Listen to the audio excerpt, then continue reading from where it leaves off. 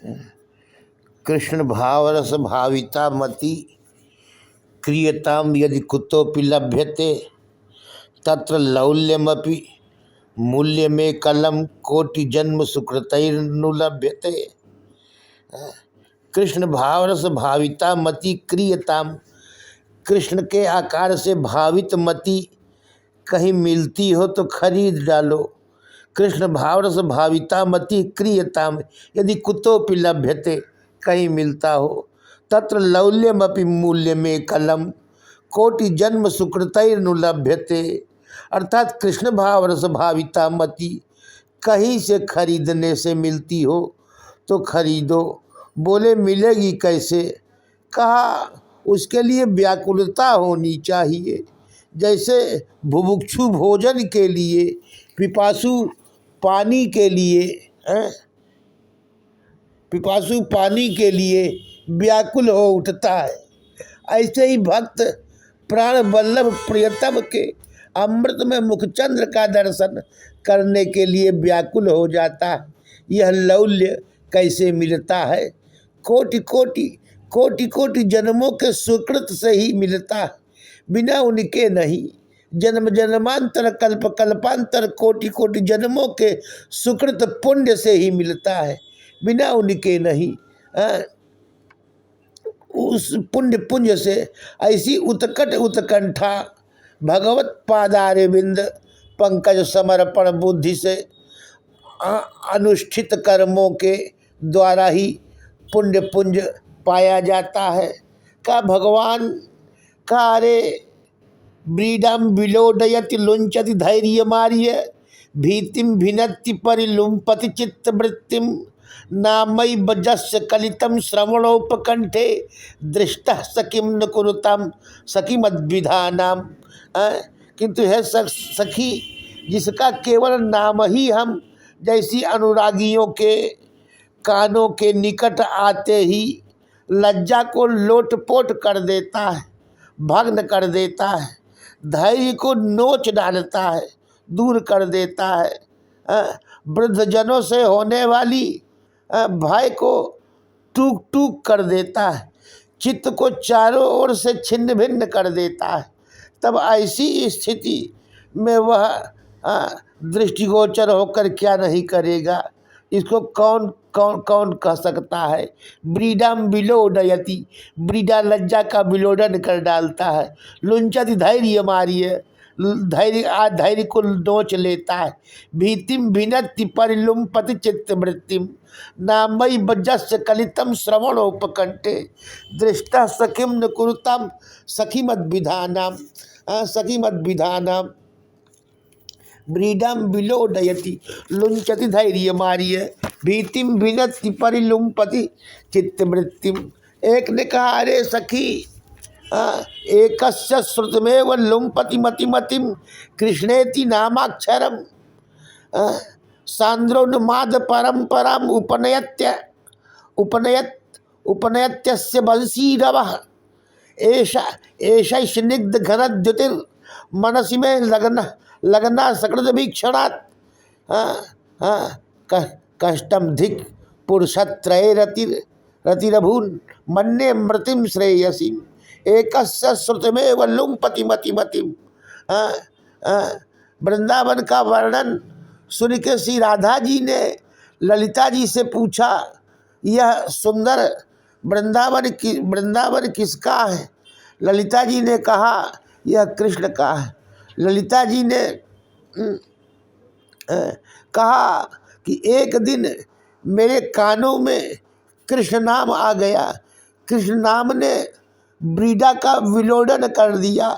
कुलांगना में जो धैर्य होता है, जिसके बल पर वे सतीत्व की रक्षा करती हैं, उसको भी लुंचन कर डाला, नोच डाला।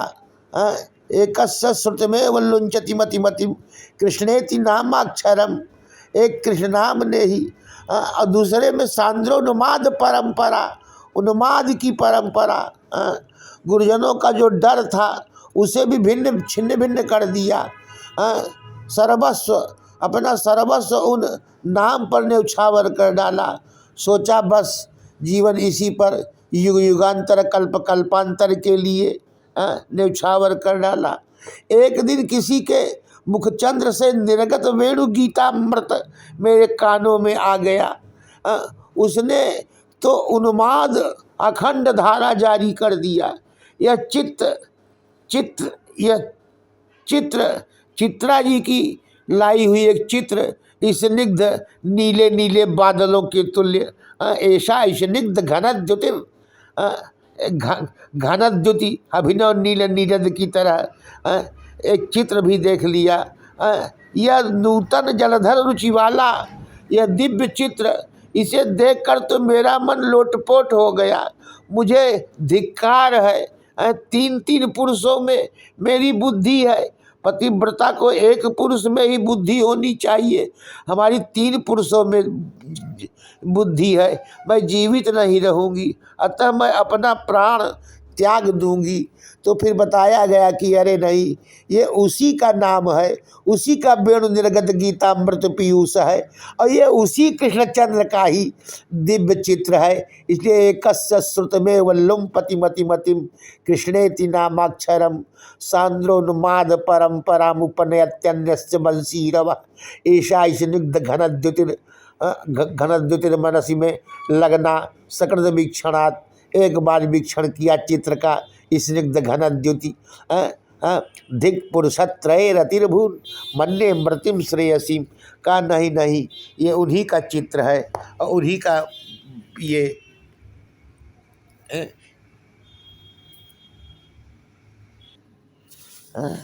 अतिशय अभिलाषा को ही स्नेह कहते हैं। अभिलाषा अतिशयात्मक स्नेह को राग कहते हैं। अतिशय अभिलाषा को स्नेह कहते हैं। अभिलाषा अतिशयात्मक स्नेह को ही राग कहते हैं। इसी से रागास्पद प्रियतम में क्षण क्षण में अभिनव माधुर्यातिशय का अनुभव होता है। यही नवोन्मेषशाली होकर राग से अनुराग हो जाता है। रसिकों ने प्रेम को शुद्ध सत्व विशेष माना। यह सूर्यांशु सूर्य किरण तुल्य है, अपनी रुचि रश्मियों से चित्त को कोमल बनाता है। रस शास्त्र में इसे भाव कहा जाता है। प्रणयोत्कर्ष से जब दुख भी सुख प्रतीत होने लगे। कहते हैं कि सूर्यकांत पर्वत मध्याह्न सूर्य से अतिशय उष्ण होकर भीषण ज्वालामाला कुलित अग्नि का उद्वमन कर रहा है। सूर्यकांतामणि सूर्य की रश्मि से अग्नि का उद्वमन करने लगता है, कर रहा हो, तो भी राधा रानी उसके शिखर पर चढ़कर श्री कृष्ण का दर्शन करके परमानंद का अनुभव करती। यह स्नेह प्रेम घृत और मधु भेद से दो प्रकार का माना जाता है। उज्ज्वल नीलमणि आदि ग्रंथों में उदाहरणार्थ घृत स्नेह यह वह है जो निसर्ग शीतल और गाढ़, निसर्ग शीतल और गाढ़ गौरव आदरमय है। जैसे केवल घृत तो स्वादु होता है, पर शर्करादि मिश्रित होकर स्वादोद्रिक्त हो जाता है, ज़्यादा स्वाद हो जाता है। वैसे घृत स्नेह भी स्वादु होता है, पर मद रूप औषण्य को प्राप्त कर कदाचित मधु स्नेहवत परिलक्षित होता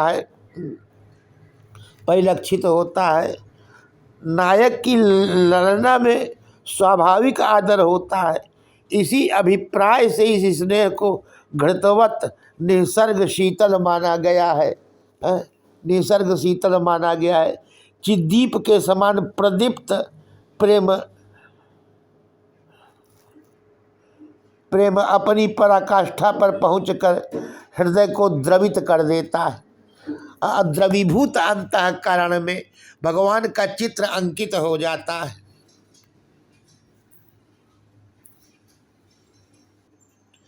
चित्त अंकित हो गया तो फिर क्या है, फिर वह जाएगा नहीं।